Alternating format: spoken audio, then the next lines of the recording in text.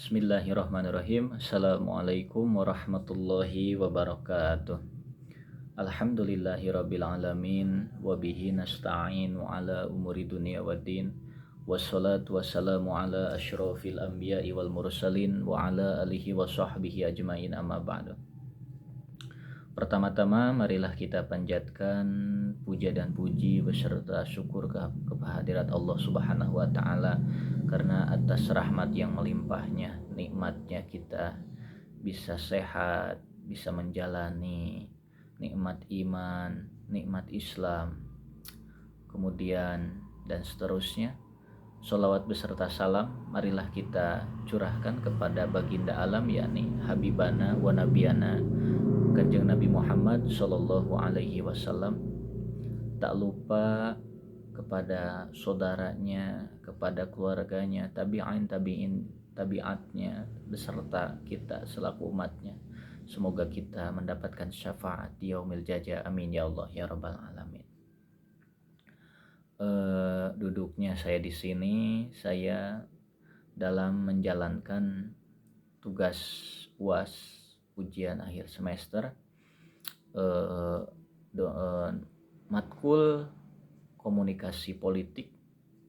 Sebelumnya saya berterima kasih kepada dosen pengampu mata kuliah komunikasi politik sebelum UTS, Bapak Alex, yang setelah UTS yakni Bapak Faisal. Dalam tugas kali ini yakni dengan stand up, kemudian saya di sini akan membicarakan tema kehidupan sehari-hari gitu. Di sini saya akan menceritakan singkat mungkin kehidupan saya dulu waktu saya di pesantren, mungkin awal mulanya saya masuk pesantren gitu. Dulu saya pas SD kelas 4 kalau gak salah ya, saya ingin bercita-cita ustadz gitu. Saya dulu lihat kayak Ustadz Jeffrey gitu, hebat banget beliau gitu, bisa masyhur karena ceramahnya gitu, karena itu suatu amalan yang baik gitu menurut saya dulu, itu pemikiran saya. Dan saya waktu itu tertarik menjadi ustadz gitu ya, karena saya itu melihat ustadz kayak yang dekat dengan Allah gitu, dekat dengan Tuhan gitu, bicarakan dekat dengan Tuhan lah, apalagi kalau dengan surga gitu ya, pada akhirnya manusia dilihat akhirnya gitu. Kemudian saya alhamdulillah setelah tamat SD, alhamdulillah mungkin saya waktu itu dulu berbeda sekali dengan orang lain begitu. Saya paling beda pokoknya. Murid teman seangkatan saya di kelas dulu ada 15 orang. 15 orang itu terdiri dari 2 perempuan, sisanya laki-laki. Mereka semua melanjutkan ke SMP yang sama. Hanya saya doang mungkin yang berbeda masuk pesantren. Alhamdulillah saya memaksakan masuk pesantren dan itu murni keinginan saya sendiri.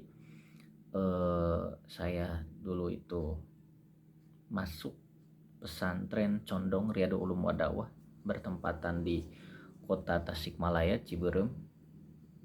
Di sana saya menuntut ilmu gitu.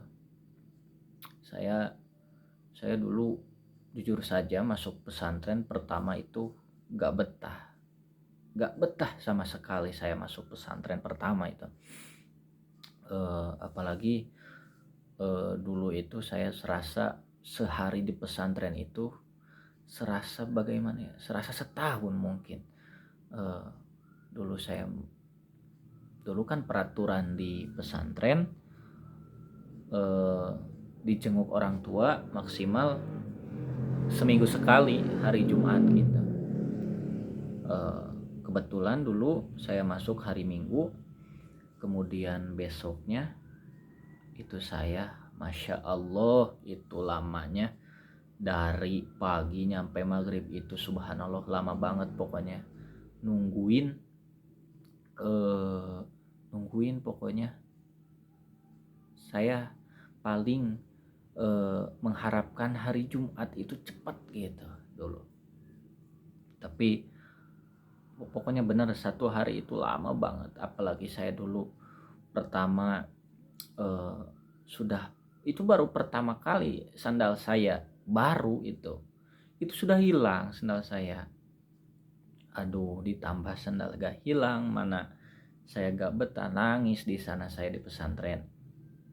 Jadi pas awal-awal saya jujur saja gak betah, mungkin meskipun itu kemauan dari saya sendiri gitu. Kemudian eh, saya sabar menunggu hari Jumat tiba gitu. Saya pengen sekali dijenguk orang tua saya gitu, karena saya sudah rindu sekali gitu. Baru saja jangankan baru seminggu, sehari saja itu waduh sudah rindu banget gitu orang tua. Saya sabar 1 minggu itu menunggu Jumat kan. Pada akhirnya tiba hari Jumat yang sangat lama, mungkin menurut saya sangat lama. Pas hari Jumat, waduh, pagi-paginya ada yang sudah dijenguk gitu kan, teman-teman sekobong saya itu seasrama. Udah ada dari yang pagi dijenguk seorang tuanya, udah ada, pokoknya saya sedih banget itu. Mereka memeluk orang tua kan, mungkin rindu mereka itu tersalurkan gitu eh, pada hari Jumat itu yang sangat indah. Mungkin itu pertama kali dijenguk orang tua mereka datang ke asrama gitu kan. Teman-teman saya yang sudah dijenguk itu pada nangis itu meluk. Saya juga sedih gitu karena orang tua saya belum datang. Apakah apakah saya nggak dijenguk gitu kan pada hari Jumat itu. Kemudian saya menunggu sabar. Akhirnya setelah pada Jumatan mungkin ya, orang tua saya itu datangnya pada Jumatan. Saya sabar, orang lain udah dijenguk, mungkin saya yang terakhir ya, mungkin pada duhur saya ketiduran di asrama waktu itu karena ya menunggu juga orang tua saya. Saya ketiduran di asrama, kemudian tak lama kemudian saya dibangunkan. Ternyata yang ngebangunin itu adalah ibu saya. Saya di sana langsung meluk ibu saya. Pokoknya kayak apa? Kayak ngarontok gitu bahasanya, Mas. Saya ngarontok ibu saya itu kangen banget. Saya nangis di pelukan ibu saya. Ibu saya juga nangis sama gitu. Ya tidak malu lah pokoknya waktu itu. Orang lain juga emang pada nangis kalau ada orang tua gitu. Ya pertama kali maklum gitu. Pertama kali dijenguk itu subhanallah saya sangat merindukan orang tua saya gitu, dipeluk saya. Kemudian saya jujur waktu itu saya pernah hampir dikasih pemikiran orang lain gitu, tidak betah gitu selama seminggu itu tuh. Ada katanya yang mau pindah, ada katanya baiknya pesantren itu setelah SMP gitu. Orang lain pada betah gitu kan di SMP luar. Dan kemudian saya itu emang di angan-angan saya itu pengen sekali pindah gitu. Waktu jujur saja saya pengen pindah itu, tapi saya kasihan sekali sama orang tua saya gitu. Saya tidak mau mengecewakan orang tua saya. Saya ditahan aja itu ngobrol pengen pindah, padahal di hati saya pengen pindah gitu. Saya ditahan, gak mungkin gitu saya bicara langsung saya pengen pindah gitu. Padahal orang tua udah bekerja keras gitu membiayain kita masuk pesantren, mana udah besar masuk gitu kan. Kemudian alhamdulillah saya ditahan-tahan, akhirnya betah nyampe 3 tahun. Dan kemudian setelah 3 tahun saya ya sudah betah di pesantren, mungkin saya pengen melanjutkan gitu di pesantren lagi gitu, di pesantren Condong lagi. Kemudian saya ditawarin oleh ibu saya, Pep, apakah mau lanjut di pesantren atau emang mau lanjut lagi di pesantren Condong? Dan saya memutuskan untuk lanjut lagi di pesantren Condong. Dan akhirnya saya masuk SMA kelas 1. Di sana astagfirullah, pokoknya suasana kelas 1 SMP itu terulang kembali saat SMA kelas 1. Tidak betahnya sama, karena saya pikir SMA kelas 1 itu pasti udah betah lah gitu kan ya. Tapi kenyataannya SMA kelas 1 itu kembali lagi seperti dulu kelas 1 SMP suasananya. Karena teman-teman ada yang baru lagi gitu kan yang masuk SMA. Kemudian teman-teman yang lama ada yang pindah, ada yang sama lanjut gitu kan. Pokoknya apalagi teman-teman dekat saya itu rata-rata pada pindah gitu, pada pindah sekolah, pada pindah pesantren gitu. Saya waktu itu waduh, kembali terulang, saya tuh gak betah di pesantren di sana.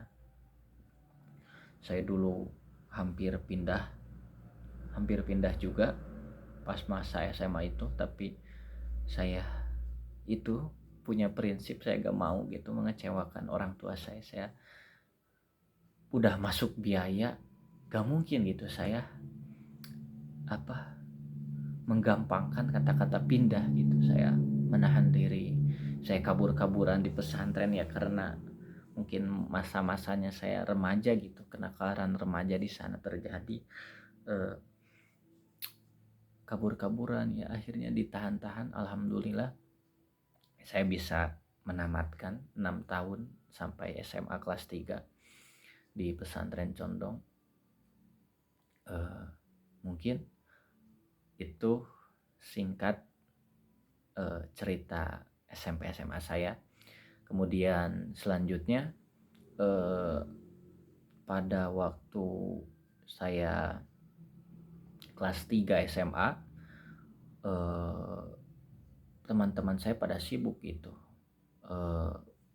menguruskan bagaimana kedepannya gitu kan, bagaimana kelanjutannya setelah SMA. Saya dulu belum pernah kepikiran saya mau lanjut kemana gitu waktu SMA. Akhirnya saya berpikir di sana, saya mau lanjut kemana nih habis SMA. Gak mungkin juga saya pengangguran gitu kan, gak mungkin juga saya kerja. Bisa apa gitu saya kerja.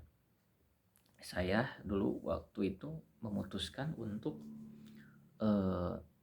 saya tertarik ke sekolah kedinasan waktu dulu. Saya ingin masuk ke IPDN. Pokoknya prinsip saya dulu, saya pengen kuliah tapi tidak membebankan biaya orang tua saya, karena saya SMP SMA di sekolah swasta gitu, pasti biayanya ya begitulah. Kemudian setelah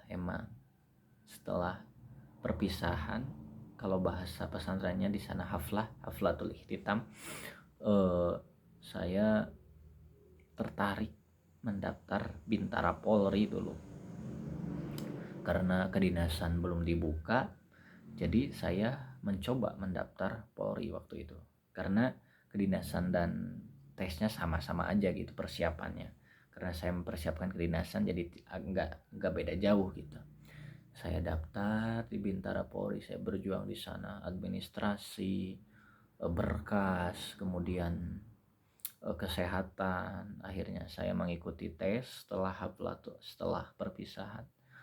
Saya mungkin waktu itu kurang matang persiapannya.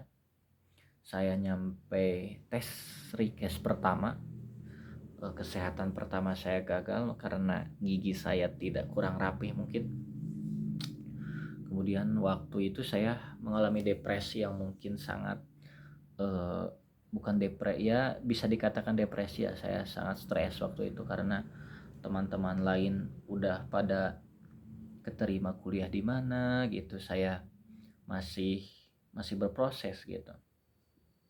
Dan saya padahal pas pas saya habis request itu, jatuh di request pertama itu kedinasan baru dibuka, tapi karena mood saya sudah jelek, pikiran saya udah enggak enak, saya enggak mendaftar gitu di sekolah kedinasan.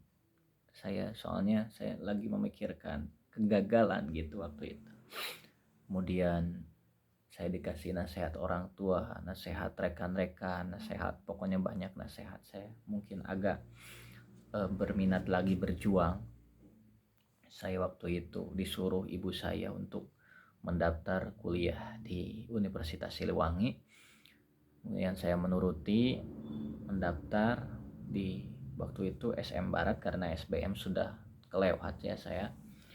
Kemudian saya mendaftar SMPTN Barat, saya tidak lulus di SMPTN Barat. Kemudian saya mendaftar lagi yang kedua kali SM Unsil, dan alhamdulillah rezeki saya di Universitas Siliwangi jurusan ilmu politik pilihan kedua, karena yang pertama waktu itu saya mengambil eksar ekonomi syariah, dan saya rezekinya di ilmu politik. Dan itulah kisah singkat saya sampai sekarang di ilmu politik, perjalanan hidup saya. Saya dulu tidak terpikir sekali ilmu politik gitu, FISIP dan lain-lain. Saya terpikirnya pas udah ada eh,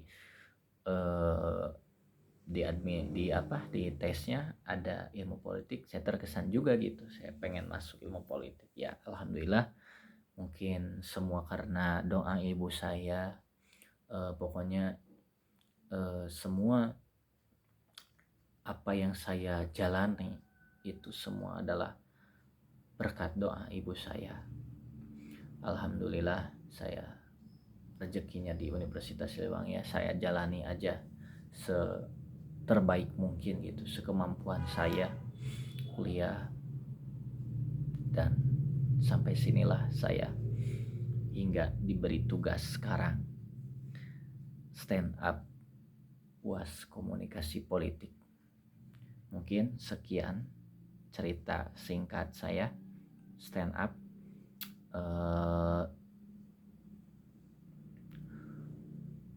Kurang dan salahnya saya minta maaf.